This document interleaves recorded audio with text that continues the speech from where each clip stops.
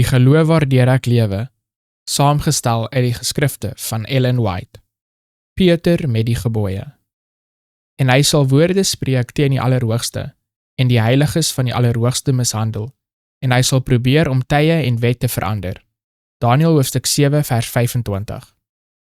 Satan kon die verlossingsplan nie verhinder nie. Jesus is gekruisig en op die 3de dag opgestaan.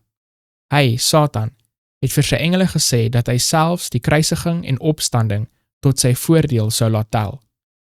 Hy was gewillig dat diegene wat geloof in Jesus bely het, sou glo dat die wette wat die Joodse offers en offerandes reguleer, opgehou het met die dood van Christus, as hy dit verder kon stoot en hulle kon laat glo dat die wet van die 10 gebooie ook saam met Christus gesterf het. Hy, Satan, het vir sy engele gesê dat die 10 gebooie so duidelik was dat baie sou glo dat hulle steeds bindend was. Daarom moes hy probeer om die 4de gebod wat die lewende God in die lig bring te verdraai. Hy het sy verteenwoordigers gelei om te probeer om die Sabbat te verander en die enigste gebod van die 10 te verander wat die ware God, die skepper van die hemele en die aarde, na vore bring.